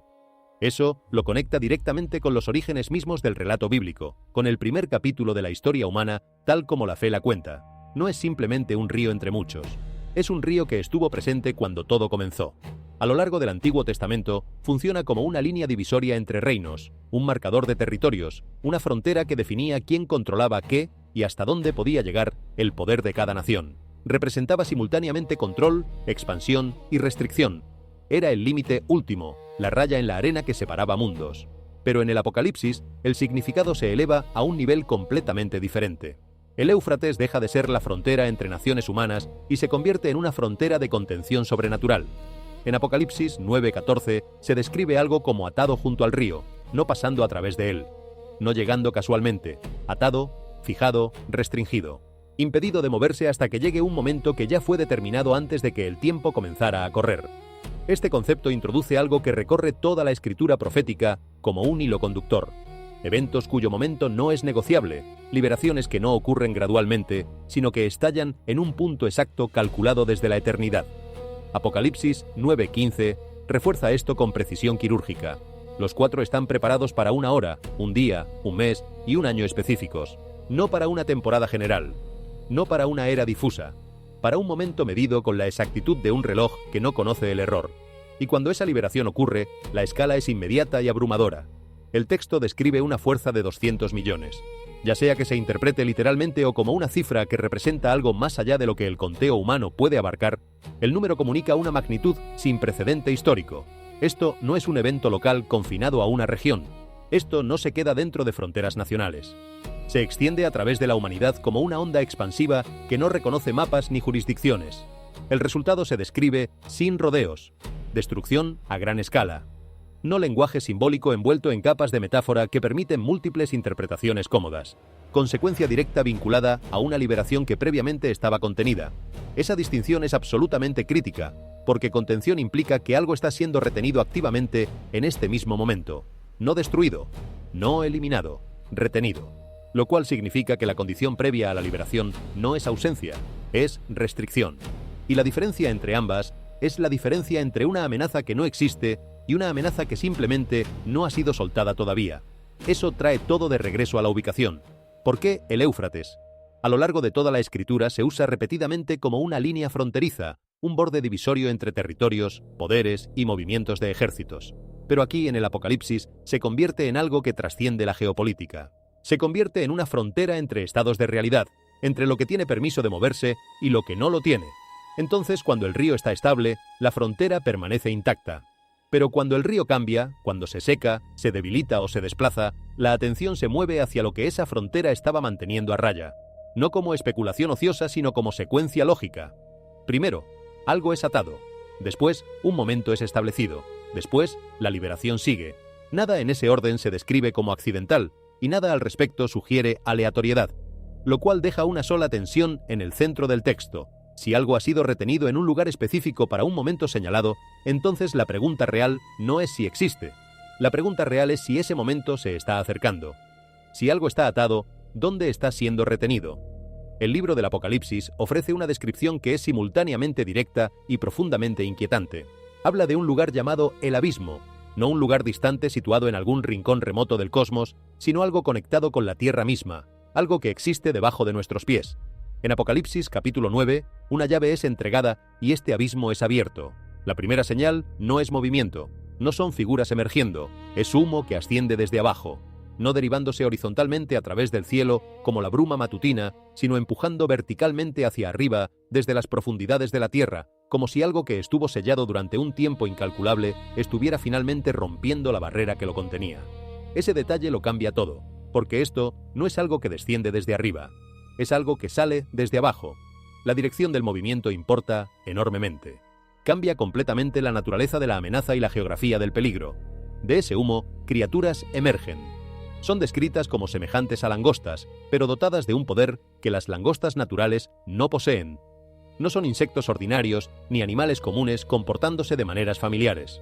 Estos seres son descritos como poseedores de autoridad, como si sus acciones estuvieran controladas, permitidas y cronometradas. Eso significa una cosa inequívoca. No siempre fueron libres. Estuvieron contenidos. Y ahora están siendo liberados, no por accidente, sino por diseño. El texto no especifica la ubicación exacta de este abismo con coordenadas GPS que pudieras buscar en un mapa, pero lo ubica claramente dentro de la Tierra. Eso plantea una posibilidad que resulta extremadamente difícil de ignorar una vez que la consideras. Lo que sea que se describe aquí no está lejos, en alguna dimensión abstracta, accesible solo mediante contemplación mística.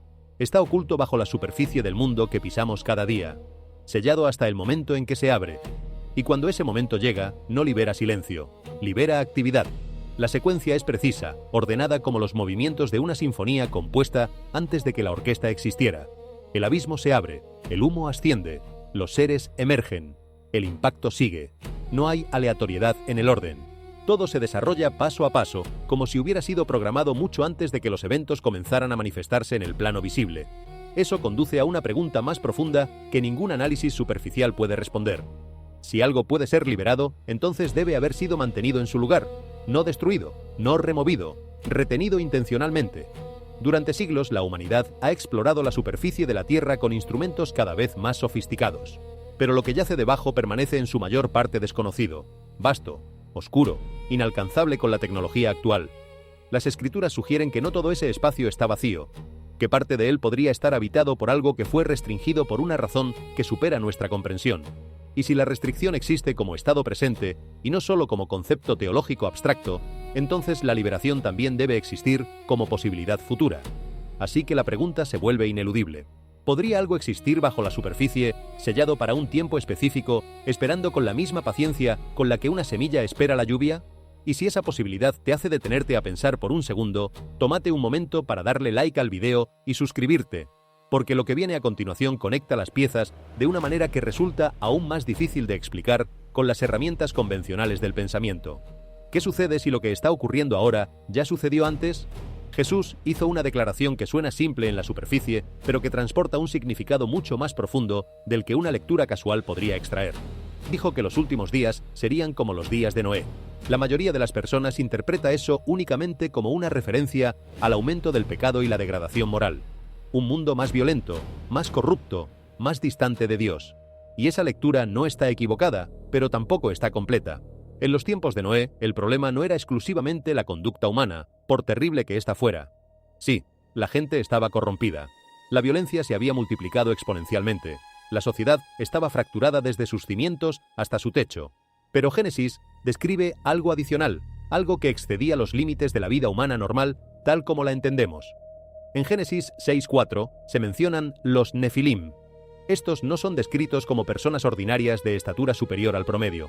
El texto los conecta con una unión entre los hijos de Dios y las hijas de los hombres, sugiriendo que algo antinatural estaba sucediendo, algo que cruzaba una frontera que no estaba destinada a ser cruzada. El resultado fue un mundo que se había distorsionado completamente, no solo en su moralidad, sino en su composición misma. Por eso vino el diluvio. No fue solamente un castigo por la maldad humana, fue un reinicio, un borrado y recomienzo. Pero aquí está el detalle que convierte esta historia de antigua en urgente. La idea de gigantes o seres inusuales no desaparece completamente después del diluvio. Más adelante en la Biblia todavía hay referencias a gigantes como Goliat. Época diferente, misma clase de descripción. Eso crea un patrón que no puede ignorarse. Algo aparece, algo es removido, algo aparece de nuevo. Y eso es exactamente lo que Jesús estaba señalando. Cuando dijo que los últimos días serían como los días de Noé, no estaba hablando solamente del pecado como categoría moral. Estaba señalando hacia una condición específica, un mundo donde las cosas comienzan a existir que no pertenecen completamente al orden natural, que no son normales ni esperadas, pero que están presentes, visibles, innegables. Eso es lo que hace esta comparación relevante para el momento presente. Porque si la historia sigue patrones en lugar de eventos aleatorios, entonces la etapa final podría no introducir algo completamente nuevo que nunca se ha visto antes. En cambio, podría traer de regreso condiciones que ya existieron previamente. No exactamente con la misma forma, pero con la misma clase de disrupción, la misma sensación de que algo está fuera de lugar, de que los límites se están desdibujando, de que la realidad está siendo presionada desde los márgenes. En los tiempos de Noé, las personas no comprendían completamente lo que estaba sucediendo a su alrededor. La vida continuaba con su rutina habitual.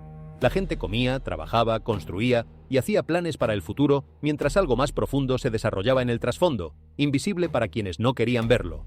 La advertencia estaba allí, pronunciada con claridad, pero no fue tomada en serio hasta que fue demasiado tarde para reaccionar. Y ahí es donde el paralelo se vuelve transparente hasta el punto de ser incómodo. Porque si condiciones similares comienzan a formarse nuevamente, podrían no ser obvias al principio. Podrían no lucir dramáticas ni cinematográficas. Podrían aparecer de forma gradual, silenciosa, casi imperceptible, hasta que de repente se vuelvan imposibles de ignorar. Como la grieta que crece lentamente en una pared hasta que un día la pared entera se viene abajo. La idea central es esta. La Biblia no describe la historia como una serie de eventos aleatorios sin conexión entre sí. La describe como patrones que se repiten, como temas musicales que reaparecen en diferentes movimientos de la misma sinfonía. Y si los días de Noé son el modelo, entonces los últimos días no tratan solamente de lo que las personas hacen, sino de lo que comienza a aparecer junto a ellas. La reacción llegó antes que la explicación. A lo largo de diferentes regiones, las personas están notando algo que no pueden describir completamente con el vocabulario que poseen. Una sensación creciente de que los eventos están volviéndose más difíciles de explicar, más difíciles de categorizar dentro de los marcos existentes y más difíciles de ignorar sin sentir que estás cerrando los ojos deliberadamente ante algo importante. No se trata de un solo incidente espectacular que domina los titulares durante una semana y luego se olvida. Es la acumulación de momentos inusuales, reportes extraños, preguntas sin respuesta y coincidencias que dejan de sentirse como coincidencias cuando se apilan una encima de otra. Esa acumulación genera algo difícil de nombrar, pero imposible de negar. Inquietud. No siempre pánico visible, no siempre miedo articulado, pero una presencia constante, como una nota baja que vibra debajo de la melodía principal de la vida cotidiana. Cuando sonidos desconocidos emergen, como los reportados cerca del Éufrates, la respuesta es inmediata y visceral. Las personas no simplemente escuchan, reaccionan. Algunos se sienten perturbados sin saber exactamente por qué, como si el sonido activara algo primitivo en su sistema nervioso que la mente consciente no puede controlar. Otros reproducen el audio repetidamente, intentando comprenderlo, pero en el proceso se vuelven más inquietos en lugar de menos. Porque la mente humana puede aceptar lo que reconoce y categoriza dentro de sus esquemas familiares, pero lucha con lo que no puede clasificar, con lo que cae fuera de los mapas mentales que hemos construido para sentirnos seguros. Ahí es donde el miedo comienza su trabajo silencioso. No necesariamente miedo al peligro concreto e identificable, sino miedo a lo desconocido, a lo inclasificable, a lo que no tiene nombre pero que se siente más real que muchas cosas que sí lo tienen. Esto se alinea estrechamente con un pasaje en Lucas 21:26, que describe un tiempo donde los corazones de las personas desfallecerían de terror, no solamente por amenazas visibles y tangibles, sino por la expectativa de lo que sienten que se aproxima. Ese detalle merece una pausa reflexiva. Sugiere que el miedo puede ser desencadenado no solo por eventos concretos que están sucediendo frente a nuestros ojos, sino por la anticipación de algo que aún no se ha manifestado completamente. Una conciencia creciente que no viene acompañada de una respuesta clara. Saber que algo se acerca sin poder decir exactamente qué es. Que para muchos, esta imagen no es desconocida. En los textos sagrados, los seres alados no son inusuales. Los ángeles son frecuentemente descritos con alas, moviéndose entre dimensiones, apareciendo y desapareciendo sin explicación que la mente humana pueda procesar completamente. Pero la relevancia del Éufrates no se detiene en la historia antigua. Se extiende hasta las escrituras proféticas con una intensidad que pocas personas anticipan. En Génesis 2:14, el Éufrates es nombrado como uno de los 4 ríos que fluían desde el Edén, el mismísimo comienzo del relato bíblico. Ese dato por sí solo lo distingue de cualquier otro cuerpo de agua en el planeta. No es simplemente un río de naciones y civilizaciones, es un río conectado a los orígenes mismos de la existencia, tal como las escrituras la describen. A lo largo del Antiguo Testamento aparece una y otra vez como una línea fronteriza, un límite de reinos, un marcador de territorio, una línea divisoria entre poderes que competían por el dominio del mundo conocido. Representa control, expansión y restricción, todo al mismo tiempo. Era la línea que no debías cruzar a menos que estuvieras preparado para enfrentar lo que había al otro lado. Pero es en el libro del Apocalipsis donde el significado se intensifica hasta un nivel que estremece. El Éufrates deja de ser simplemente la frontera entre naciones. Se convierte en una frontera de contención. En Apocalipsis 9:14 se describe algo como atado junto al río, retenido, restringido, impedido de moverse hasta un momento específico determinado de antemano. Después, en Apocalipsis 16:12, el río mismo se describe secándose, no como un desastre aleatorio provocado por el azar, sino como preparación deliberada, como un paso calculado, una transición antes de que algo se despliegue. Eso es lo que hace al Éufrates diferente de cualquier otro río sobre la faz de la tierra. Aparece al comienzo de la Biblia y vuelve a aparecer al final. Está ligado a la creación y ligado a la conclusión. Y ahora, en el momento presente que tú y yo estamos viviendo, este mismo río cargado de historia y marcado por la profecía está cambiando físicamente de una manera que el mundo entero puede observar en tiempo real. La pregunta ya no es simplemente por dónde fluye este río o cuánta agua lleva. La pregunta es, ¿por qué importa precisamente ahora? Porque si un lugar ha cargado significado a través de miles de años, desde el Edén hasta los imperios, desde los imperios hasta la profecía, entonces cualquier cambio en ese lugar nunca es meramente ambiental. Es significativo a un nivel que trasciende la hidrología y la geopolítica. Conforme el río retrocedía, algo más avanzó. No una estructura, no un descubrimiento que pudiera verse o tocarse, sino un sonido que no pertenecía a ese lugar. Un sonido que no debería existir donde fue capturado. Un fragmento de audio breve apareció en Internet, supuestamente grabado cerca de una sección recién expuesta del Éufrates.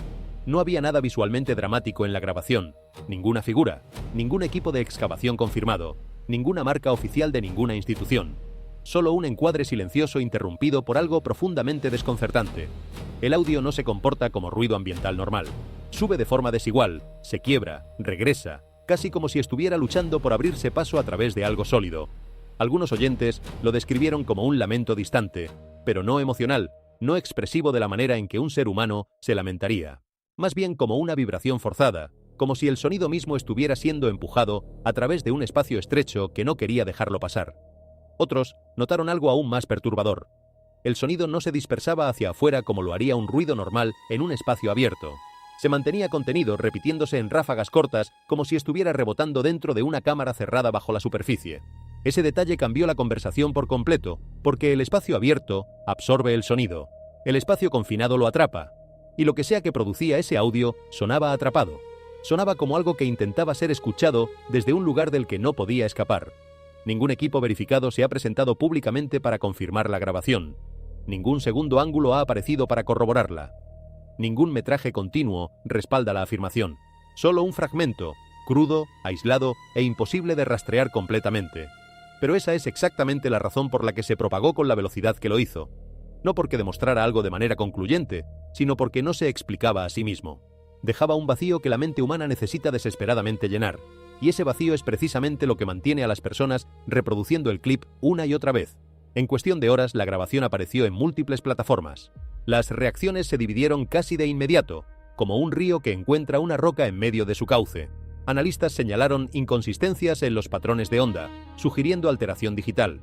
Otros argumentaron que la distorsión por sí sola no equivale a fabricación, que los entornos desconocidos pueden producir acústicas desconocidas que nuestros modelos de referencia simplemente no reconocen. Pero ninguno de los dos lados pudo cerrar el caso definitivamente, porque la verdadera tensión no está únicamente en si el audio es real o fabricado, está en por qué se siente equivocado. No es fuerte, no es agresivo, simplemente está fuera de lugar, como si no perteneciera al mundo abierto, como si se hubiera filtrado desde un sitio que no tiene acceso autorizado a la superficie. Y eso es lo que mantiene a las personas regresando al clip, reproduciéndolo con audífonos a todo volumen a las 3 de la madrugada. No buscan claridad técnica, buscan confirmación. Intentan decidir si lo que están escuchando es externo, algo que realmente proviene de las profundidades de la Tierra, o si es algo enterrado más profundo de lo que el sonido debería poder alcanzar. Algo que resuena no solo en los oídos, sino en un lugar mucho más primitivo de la conciencia humana. Ninguna conclusión oficial, ninguna declaración final de ninguna autoridad reconocida. Solo una pregunta que sigue regresando, cada vez con más fuerza, como un eco que se niega a desvanecerse.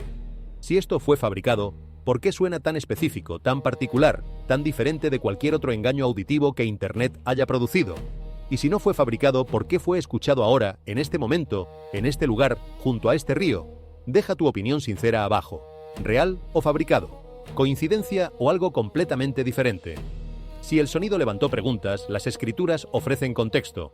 En el libro del Apocalipsis, el río Éufrates no se describe como un elemento de fondo simbólico sin peso propio. Se nombra como un lugar específico de contención, una ubicación donde algo es restringido, no por casualidad, sino por mandato directo. En otro momento de la historia sagrada, la naturaleza misma se convirtió en señal. En el libro del Éxodo, Egipto experimentó plagas aterradoras antes de que el juicio cayera sobre la tierra como un martillo sobre un yunque. Primero vinieron las ranas. Éxodo 8:6 relata cómo las ranas subieron y cubrieron toda la tierra de Egipto. Las criaturas inundaron hogares, calles y ríos, hasta que la tierra entera quedó abrumada bajo una marea viviente de anfibios. Pero la advertencia no terminó con las ranas. Era solo el comienzo. Poco después, llegaron las langostas. Éxodo 10 describe enjambres tan masivos que oscurecieron el cielo mismo, convirtiendo el día en noche artificial. Las langostas devoraron cada planta que quedaba en pie, dejando la tierra pelada como un hueso al sol. Los sirvientes del faraón clamaron aterrados mientras Egipto se desmoronaba bajo oleada tras oleada de señales que no podían ser ignoradas por más terco que fuera el corazón que las presenciaba. El profeta Joel describió posteriormente una escena similar con palabras que se adhieren a la memoria como una cicatriz. Lo que dejó el enjambre de langostas, lo devoraron las langostas grandes. Joel 1:4. A lo largo de toda la Biblia, las plagas que involucraban criaturas de la tierra nunca se presentaron como desastres aleatorios sin propósito ni dirección. se convirtieron en advertencias, en momentos donde la humanidad fue forzada a detenerse y reconocer que algo más profundo estaba desenvolviéndose detrás del telón visible de los eventos. Ahora, conforme el Éufrates se seca exactamente donde Apocalipsis 16:12 lo anticipó, muchos formulan la misma pregunta escalofriante que debió mantener despiertos a los egipcios hace milenios. ¿Son estos únicamente eventos ambientales explicables por modelos climáticos y datos hidrológicos? ¿O son ecos de advertencias que fueron escritas miles de años atrás, resonancias de un patrón que se repite no porque la historia sea circular, sino porque la humanidad insiste en cometer los mismos errores? Por las noches, el croar sigue elevándose desde las riberas del río, constante, interminable, inquietante. Y para algunas personas ese sonido se parece cada vez menos a la naturaleza siguiendo su curso habitual, y cada vez más a la historia repitiéndose con una puntualidad aterradora. Y las advertencias no se detuvieron en las riberas. Conforme el Éufrates continuaba retrocediendo, una abertura recién expuesta apareció bajo capas de tierra agrietada y sedimento endurecido. Al principio, los investigadores creyeron que se trataba simplemente de otra cámara colapsada perteneciente a alguna civilización antigua, un hallazgo interesante, pero rutinario para la arqueología de la región. Pero en el instante en que el equipo científico descendió al pasaje subterráneo, la atmósfera cambió de una manera que ninguno de ellos pudo explicar satisfactoriamente después. La temperatura descendió de golpe. No el frescor normal que se espera al entrar en una cueva subterránea, donde la ausencia de luz solar genera un ambiente naturalmente más frío. Esto era diferente. Era un frío cortante, antinatural, que atravesó sus cuerpos en cuestión de segundos, como si el aire mismo hubiera sido congelado por algo que no tenía nada que ver con la termodinámica convencional. Varios investigadores describieron después la atmósfera como pesada, casi imposible de respirar, como si la presión misma estuviera acumulándose bajo la Tierra, comprimiendo el espacio, aplastando la sensación de normalidad que habían llevado consigo desde la superficie.